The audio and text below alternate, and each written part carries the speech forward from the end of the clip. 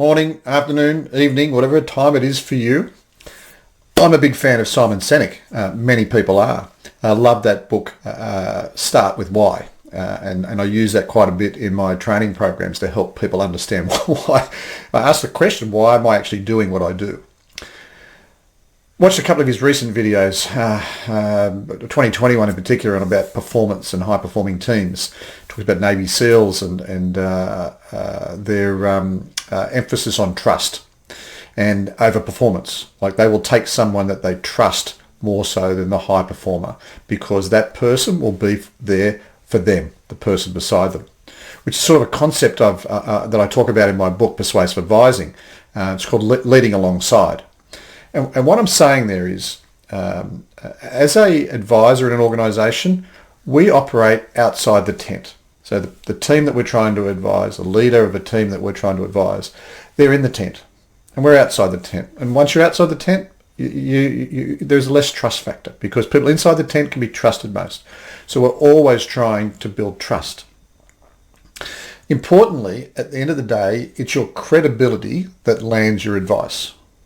Your credibility that lands your advice. There's a lot of talk right now about trusting the sources of information about what we should do with our health around this pandemic, right? Well, a little bit more to that. When I talk about credibility to land a piece of advice, I talk about three things. Expertise. So people have to perceive you to have some expertise in this area. Second, trustworthiness. Absolutely important. But the third one, which I think is an interesting one that sometimes we overlook, is our adaptability. And adaptability means many things. It means being able to adapt how you give your advice.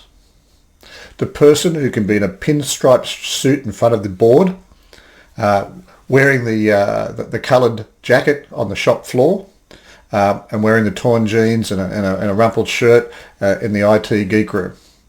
That kind of person can still be authentic, but is respecting the people that they're trying to advise.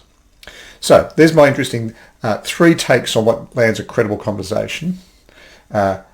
Trustworthiness, which is what I started with.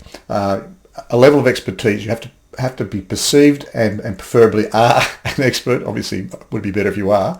And then third, adaptability.